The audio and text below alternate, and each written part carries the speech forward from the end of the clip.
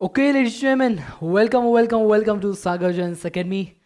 मेरा नाम है सागर जैन और आप सभी को एक बहुत ही इंपॉर्टेंट बात मुझे बताना है इस वीडियो के थ्रू। एग्जामिनेशंस के रिजल्ट आ गए हैं, सीए फाइनल के, इंटर के, फाउंडेशन के, सबके। और एक जो सब्जेक्ट है जो इंटर वाले बच्चों और फाइनल वाले बच्चों दोनों को तंग करता है वो है ऑडिट। और इसका अगर ज़्यादा दर्द देखा जाए तो वो मिलता है सीए फाइनल लेवल के बच्चों को। ऐसा क्यों हो रहा है, एक ऑनेस्ट ओपिनियन दूंगा, अनबायस्ड एक बात आप सभी को बताऊंगा, जहां पर हम देखेंगे आईसीआई की गलती क्या है, स्टूडेंट्स की कुछ गलतियां क्या हैं और किस तरीके से अब आगे बढ़ के इस चीज़ को हमको टैकल करना है। और ये सब जो हो रहा है, माहौल बन रहा है, ये ऐसा क्यों बन रहा है। दोस्तों, दोनों चीज़ें समझेंगे। स्क्रीन पर देखते हैं एक बार, कुछ बातें मैंने लिखी हैं। ये जो आप स्क्रीन पर देख रहे हो ना, ये दृश्य आपने, अगर आप ये वीडियो देख रहे हो तो आपने ये दृश्य ऑलरेडी देख लिया होगा अपनी मार्कशीट में। फाइनेंशियल रिपोर्टिंग में 65 मार्क्स, एडवांस्ड फाइनेंशियल मैनेजमेंट में 70 marks, advanced auditing and ethics में 22 मार्क्स, 32 मार्क्स, 24 मार्क्स, 18 मार्क्स, कुछ इस तरीके के डबल डिजिट नंबर आप सभी ने देखे हैं और कुछ लोगों ने तो सिंगल डिजिट नंबर भी देखा है। क्या ये सब्जेक्ट रॉकेट साइंस है? क्या ये सब्जेक्ट किसी और प्लेनेट से आया हुआ है? क्या ये सब्जेक्ट हमारी भाषा में नहीं लिखा हुआ है? या आईसीएआई डेलिबरेटली बच्चों को फेल कर रहा है, आईसीएआई पास करना ही नहीं चाहता बच्चों को? क्या दिक्कत है? ये सब सवाल हमारे जहन में आते हैं। अब जब सर्टिफाइड कॉपीज आएंगी इस अटेम्प्ट की, तब भी कुछ बातें हमको पता चलेंगी। लेकिन लास्ट 2 साल से जो मैं देखते आ रहा हूँ, इस सब्जेक्ट ने नाक में दम करके रखा है सीए फाइनल के स्टूडेंट्स का। ठीक है जी। सबसे पहली बात, आईसीएआई से एक गुजारिश है, आईसीएआई की बात कर लेते हैं सबसे पहले, कि आपको एक सिलेबस डिफाइन कर देना चाहिए। मैं मानता हूँ, बीइंग अ टीचर, मैंने देखी हैं आपके नोट्स हर जगह, हर एक मॉड्यूल में, हर एक प्रोनाउंसमेंट में आपके नोट डले हुए हैं। जो आप एग्ज़ाम की गाइडेंस है वहाँ पे भी नोट आपने डाले हुए हैं हर जगह, कि आईसी ऑडिट के लिए जो भी गाइडेंस नोट्स हैं, प्रोनाउंसमेंट्स हैं, वो सभी आपको पढ़ने हैं। हम सवाल कहीं से भी पूछ सकते हैं। ऐसा आपने लिखा है that student should also refer the relevant guidance notes, ऐसा भी आपने लिखा हुआ है। प्रोनाउंसमेंट्स भी हमको पढ़ने हैं, ऐसा भी आपने लिखा हुआ है। आईसीआई का स्टडी मटेरियल खाली 700 पेजेस का है। प्रोनाउंसमेंट्स को मिला लिया जाए तो प्रोनाउंसमेंट अकेला 600-700 पेजेस का अलग से। उसके बाद गाइडेंस नोट्स को अगर ऐड कर लिया जाए जो रेलेवेंट वाले, कारो 2020 का गाइडेंस नोट्स, स्टैंडर्ड्स जितने भी हैं सारे स्टैंडर्ड्स के जो अलग से आप एप्लीकेशन मटेरियल देते हो, उसके अलावा और भी अलग अलग पब्लिश करते हो आप जो भी चीज़ें हैं। उसके अलावा एनबीएफसी जैसे chapter, scale based regulation, 300-350 page का डॉक्यूमेंट है। कारो में भी सेम 300-350 पेज का डॉक्यूमेंट है। ऑडिट ऑफ बैंक्स का गाइडेंस नोट है। अलग अलग ऑडिट्स के अलग अलग गाइडेंस नोट्स भी हैं। इन सब जगहों से कहीं ना कहीं आप सवाल पूछते हो, और ये सब को अगर मिला लिया जाए तो 1000 पेज इन सब के भी बन जाते हैं। और ऐसे करके कंटेंट जो होता है पूरा 2000 से 2200-2300 पेजेस का बन जाता है, जहाँ से क्वेश्चन आने वाला है और ये सिलेबस पूरा समंदर बन जाता है। क्या ये पढ़ना और उसको याद रखना पॉसिबल है?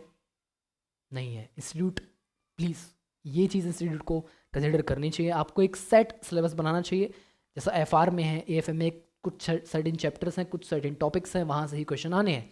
उसी प्रकार से ऑडिट में भी एक आपको दायरा बनाना चाहिए कि इस दायरे के अंदर ही हम क्वेश्चन पूछेंगे। उसके अंदर जितनी मारा मारी करनी उतनी करो यार, लेकिन आप प्लीज़ ऐसा मत करो कि आप समंदर जैसा सिलेबस आपने छोड़ रखा है। ये चीज़ आईसीएआई को ध्यान में रखनी होगी।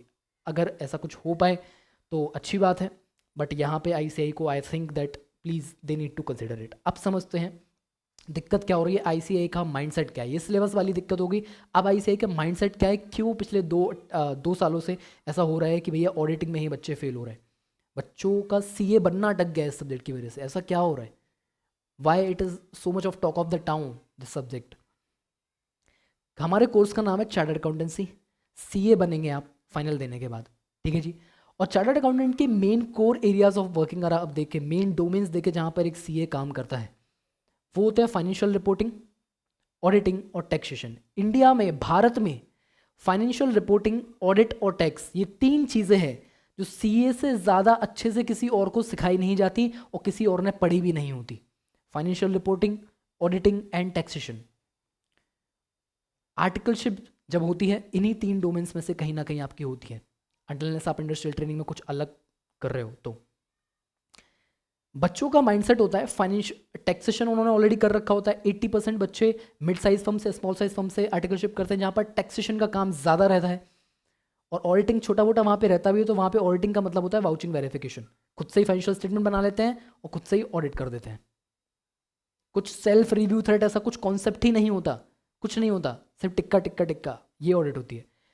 20% जो बचते हैं जो बिग फोर में जाते हैं वो प्रॉपर ऑडिट करके आते हैं, जिन्होंने जो स्टैंडर्ड्स वो बाद में आके पढ़ेंगे ना सीए फाइनल में, वो ऑलरेडी अप्लाई कर चुके होते हैं, फाइनेंशियल रिपोर्टिंग अप्लाई कर चुके होते हैं। जिन लोगों ने इंडस्ट्रियल ट्रेनिंग करी उनको भी फाइनेंशियल रिपोर्टिंग सीखने मिल जाता है। तो फाइनेंशियल रिपोर्टिंग का सब्जेक्ट एक्चुअल में भी न्यूमेरिकल है, सॉल्यूशन बेस्ड है, रिटन वाला है, लिखने वाला ज़्यादा है, कैलकुलेशन वाला ज़्यादा है। वहाँ पर एक सेट रूल्स हैं, ऐसा एडजस्टमेंट आया तो ऐसा करने का, ऐसा हुआ तो ऐसा करने का, और रिपीटेटिव एडजस्टमेंट्स हैं। बच्चा वो पढ़ के जाता है, उसको पेपर आसान लगता है, क्वेश्चंस रिपीट होते हैं, वही के वही क्वेश्चन को वैसा का वैसा छाप के आता है, उसको पेपर आसान लगता है, वहाँ पे स्कोर करता है। टैक्सेशन, प्रोविजंस हैं, उस प्रोविजन से हटा के क्वेश्चन आएगा, उसको सॉल्व करना है। बड़े क्वेश्चंस आएंगे, अलग अलग प्रोविजंस अगर आपको याद है, एडजस्टमेंट अगर आपको याद है तो आप पे वो बन जाएगा, न्यूमेरिकल बेस्ड। तो इसको बच्चे बोलते हैं प्रैक्टिकल सब्जेक्ट्स। बट ऑडिटिंग को बच्चा निगलेक्ट करता है, क्यों? क्योंकि सबसे पहले तो भाषा समझ में नहीं आती, भाषा ही कुछ अलग लेवल की लगती है, ठीक है। और एक बच्चे का एटीट्यूड होता है कि मैंने इंटर पे पढ़ा है, फाइनल पे क्यों पढ़ना है, फाइनल पे वही एक रीडिंग मार लूँगा हो जाएगा, फाइनल पे भी क्लियर हो ही जाएगा, ऐसा माइंडसेट बच्चा बना लेता है। लेकिन समझना बात को, सीए इंटर का जो सिलेबस, ऑडिटिंग का जो सिलेबस है जो सीए इंटर में है वो अलग है और सीए फाइनल में अलग है। अरे नहीं सर, कैसे अलग है? वो एसेस वहाँ पे भी हैं, यहाँ पर भी हैं। सबसे पहली चीज़, एसेस के अलावा जो टॉपिक्स फाइनल में हैं वो इंटर में नहीं है, बहुत बड़े बड़े टॉपिक्स, इथिक्स जैसे टॉपिक्स और भी कई टॉपिक्स ऐसे हैं।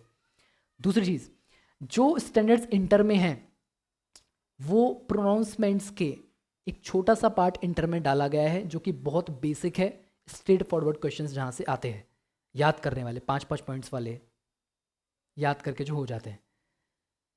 फाइनल में उन स्टैंडर्ड्स का एडवांस्ड वर्जन वाला जो पोर्शन है वो डाला गया है और वहाँ से आपसे सवाल पूछे जाते हैं। फ़र्क ये हो जाता है कि इंटर में आपका जो अप्रोच रहा था वही आप फाइनल में लगाते हो और आप सोचते हो मैं 60 ले आऊँगा या 40 ला के मैं तो पास हो जाऊँगा। तो 40 लाने के भी वांदे हो रहे हैं, बिकॉज सिलेबस डिफरेंट है, एडवांस्ड चीज़ें पूछी जाती हैं, अब आपसे एप्लीकेशन बेस्ड क्वेश्चन पूछे जाते हैं, ठीक है जी। तो ये जो स्ट्रेटजी है 60 और 40 वाली, ये स्ट्रेटजी की वजह से आप फंसते हो, ठीक है जी। आप 40 के लिए ही प्रिपेयर करते हो, FR AFM में आप करते हो 80-90 के लिए प्रिपेयर, टू बी ऑनेस्ट मैं बता रहा हूँ। ऑडिटिंग में आप प्रिपेयर ही 40 के लिए करते हो, तो आएंगे ना भाई 12 number, 13 number, 20 number, what's wrong with you? मतलब वी हैव टू थिंक ना, मतलब क्या तुम 40 का पढ़ के जाओगे 40 ही याद रहेगा क्या तुमको? नहीं रहेगा। व्हेन यू स्टडी फॉर 90-95 तब जाके तुम आगे 50 पे 55 पे लटकोगे। सब याद नहीं हो सकता हमको, समझो इस बात को, ठीक है। सुपर सिलेक्टिव मगिंग अप वाला स्ट्रेटजी 2 साल से देख रहा हूँ। ये स्टडी पता नहीं अचानक से क्या हुआ, मैं जब फाइनल में था आई रेड, मैंने जब मेरी छुट्टियां लग गई थी उसके बाद मैंने क्लासेस किए थे पहले ऑडिट की क्लास कंप्लीट करने के बाद वो बुक जो थी मेरी 600-700 पेज की बुक थी, पूरा बहुत सारा कंटेंट था, सिर्फ उसको ही मैंने अच्छे से पढ़ा था और मैं अच्छे से पास भी हुआ था, ठीक। इंटर में also I got the exemptions, 68-69 marks कुछ थे मेरे ऑडिट में। तो मेरी सेम स्ट्रेटजी थी हमेशा, आई यूज टू रीड, मतलब मैं सब्जेक्ट में घुस जाता था, क्लासेस में बैठ के पहले पूरा कॉन्सेप्चुअल अंडरस्टैंडिंग टॉप नॉच करता था, उसके बाद जब पढ़ने की बारी, सेल्फ स्टडी की बारी आती तो बुक भी अच्छे कॉम्प्रिहेंसिव तरीके से पढ़ता था, ठीक है जी। पिछले 2 साल से हो गया सुपर सेलेक्टिव मगिंग अप वाली स्ट्रेटजी। समरी बुक है, 100 पेज 120 पेज, इतना पढ़ के जाओ, इतने में से ही पेपर आएगा, बन जाएगा।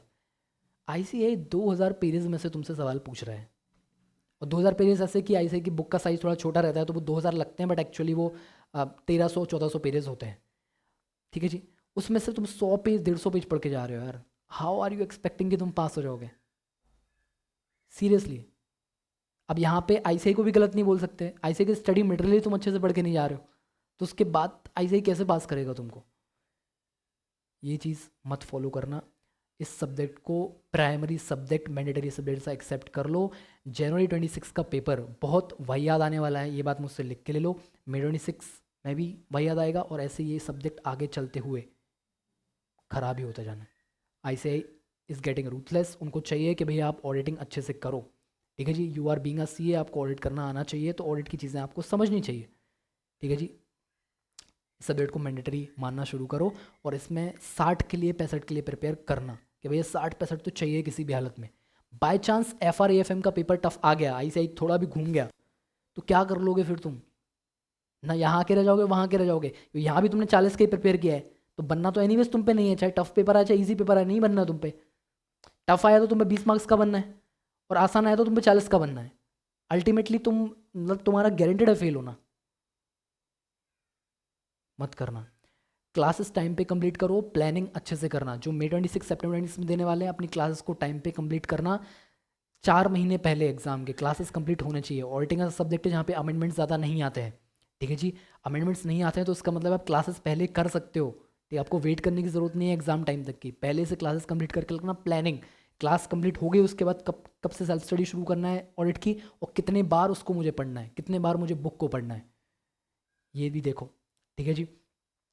कॉम्प्रहेंसिव पढ़ना, स्टडी मटेरियल में किसी प्रकार की कंजूसी मत छोड़ना, ठीक है जी। मैं एज अ टीचर मैं चाहूँ तो आपके सामने मार्केटिंग करने के लिए एक 100 पेज की बुक बना सकता हूँ। ये 100 पेज पढ़ ले भाई, यहाँ से पास हो जाएगा, ठीक है जी।